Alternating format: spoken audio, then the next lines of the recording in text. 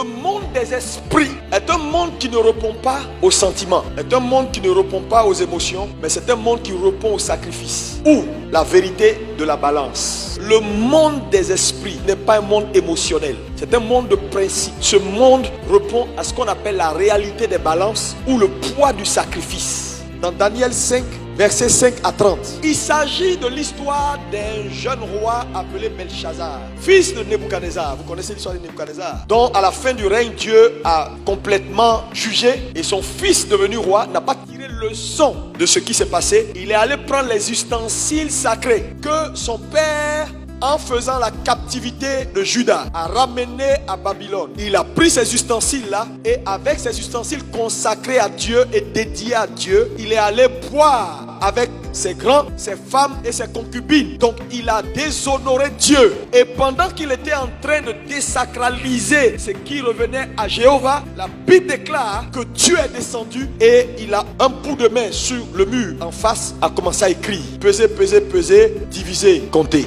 Et le monsieur a vu l'écriture. Il a paniqué et il a appelé ses magiciens pour l'interprétation. La Bible dit aucun d'eux n'a pu faire l'interprétation. Donc, s'il y a une chose que tu dois comprendre d'abord, ce n'est pas ton monde physique. Parce que quand tu as compris la réalité de tes origines, tu peux influencer ton quotidien. Dans la vie, il y a des choses qu'on ne touche pas. Ce roi a touché aux ustensiles dédiés à Dieu. Dieu est descendu. Quand Dieu est descendu, Dieu fait quoi? Dieu compte ses œuvres. Ensuite, Dieu met ses œuvres dans une balance. Et la Bible dit à la fin, il fut trouvé léger. Un deuxième élément important, le monde des esprits est un monde d'équilibre. Quand vous allez à Genèse 1:2, la Bible dit: au commencement, Dieu créa le ciel et la terre. Au verset 2, et la terre devint. Elle est devenue tohu bohu. Tohu bohu. Elle est devenue chaotique. Elle est devenue quoi? Déséquilibrée. Et Dieu dit que la lumière soit. Ça veut dire quoi? Dieu s'est rendu compte qu'il y avait un déséquilibre. Ce déséquilibre venait d'où? Elle venait de la chute de Satan. Donc quand Satan est tombé, sa chute a créé un déséquilibre cosmique. Dieu arrive, il voit que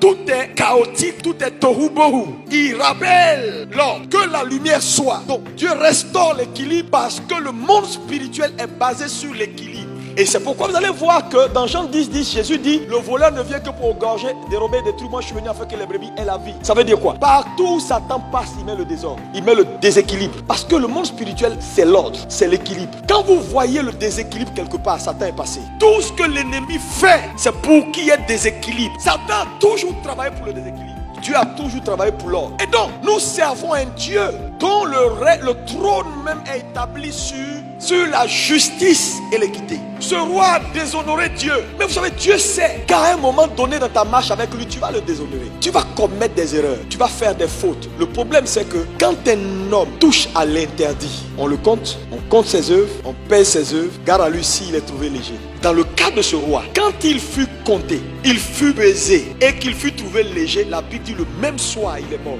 Mais vous savez avec moi que dans le cas d'Ézéchias, il a été pesé, il a été compté. Mais comme Ézéchias avait posé des actes, avait fait des choses, la Bible déclare que Dieu lui-même est revenu pour dire: Ézéchias, tu ne peux pas mourir. Que Dieu illumine tes yeux pour que tu comprennes que dans ce monde spirituel, il y a des transactions. Quand on va te peser, que tu ne sois pas trouvé léger au nom de Jésus. Le problème de l'église est lié aux enseignements qu'on a toujours reçus. Le problème de l'enseignement sur la foi a tué l'église. C'est par la grâce que vous êtes sauvés. La grâce est définie dans nos églises comme une faveur imméritée. Qu'est-ce qui est immérité dans cette affaire?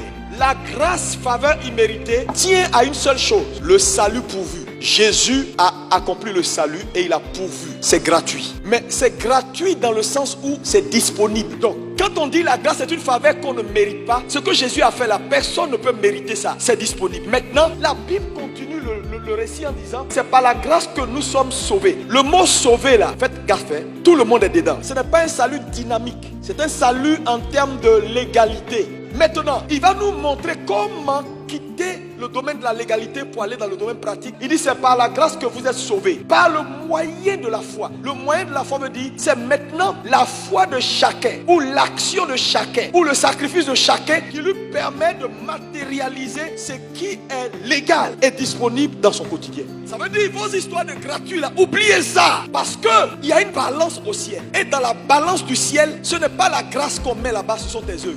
Les œuvres d'un homme sont la preuve de sa foi. Le monde des esprits a des lois, a des principes qui sont têtus. Les gens là, pourquoi à un moment donné, le gars monte, il a tué les poulets, après il passe au bœuf. À un moment donné, on lui dit Joe, pour la position que tu veux là, les bœufs ne peuvent plus. Il va falloir monter ton niveau de sacrifice. Il cherche un sang humain. Pourquoi? Parce que mon ami, c'est le poids de ton sacrifice qui te confère l'aura et la position que tu recherches. Le monde spirituel ne va pas te céder certaines grâces jusqu'à ce que tu payes le prix. Le vrai problème c'est quoi? Les chrétiens pensent qu'avec le nom de Jésus, on va les vaincre. Tu ne vas pas les vaincre, parce que dans le monde des esprits, c'est celui qui paye le prix qui a le pouvoir. Il t'envoûte, il te désorganise, il crée le déséquilibre. Quand le déséquilibre est créé, c'est fini pour toi. Le vrai combat, c'est à ce niveau-là que ça se passe. Le combat se gagne avant d'être engagé. Cette décennie qui arrive là, si vous jouez avec, vous ne grandissez pas, vous ne changez pas votre mode opératoire, frère, vous allez rester derrière. Frère, quand tu vois un homme qui est arrivé au sommet, son pied est sur caillou, pourquoi Israël, les Juifs sont puissants? Allez aux États-Unis, on ne peut pas les déstabiliser. Leur puissance est dans leur alliance. Leur puissance est dans ça. Ils comprennent. Les Juifs ils comprennent. Le poids du sacrifice. Le monde spirituel ne répond pas au sentiment, répond au sacrifice. C'est un principe de combat. Si l'église ne comprend pas ça, l'église sera faible. Les fils de Céphas sont arrivés devant le possédé. Et au nom de Jésus, le démon a été très clair. L'esprit a dit, Jésus je connais, Paul je connais. Eux là, on les connaît en haut là-bas. Mais toi, tu es qui? Il ne s'agit pas de citer le nom de quelqu'un. Hein? Toi, tu es qui? Tu as quel poids? S'il y a une réclamation pour que tu partes avant le 31, dis-moi, qu'est-ce qui va te sauver? Il n'y a pas de sentiment là-bas, c'est pas de négociation. Non, là-bas, là, c'est pas marché. Ils vont peser tes œuvres. Il y a la justice de Dieu dans un plateau, et puis on prend tes œuvres, on met dans le deuxième plateau. C'est lorsque tes œuvres s'équilibrent avec la justice que Dieu est satisfait. Si jamais ça balance du côté de la justice de Dieu, tu es trouvé léger. Parce qu'à chaque instant T, il y a un niveau où Dieu t'attend. Le problème, c'est que les gens n'écoutent pas Dieu. Dieu est bon. Dieu ne va pas te demander au-delà. Mais le peu même qu'il vous demande pour satisfaire sa justice, pour que quand on va vous peser, vous soyez trouvé digne. Les gens ne le font pas. Ils sont tout le temps en train de désacraliser, de faire comme ce roi Belshazzar, en train de toucher à l'interdit, en train de faire des choses. Et puis ils viennent à l'église parler en langue. Seigneur, c'est la nouvelle année. Rika papa papa. Ton crachat, tu fais ça. Ça tient sur quoi? La Bible dit dans Proverbe 13, verset 8, la richesse d'un homme sert de quoi? De rançon. Mais attends, quand on dit que ta richesse là, c'est ce qui est ta rançon, ça veut dire, mon ami, tu n'as pas le droit de ne pas avoir. Tu n'as pas le droit. Ici, il faut bien comprendre, hein, la richesse d'un homme sert de rançon là. Ce n'est pas la richesse que tu gardes. Ça dit ta richesse en Dieu, ce que tu fais pour Dieu, ce que tu investis, ton sacrifice, c'est ta rançon.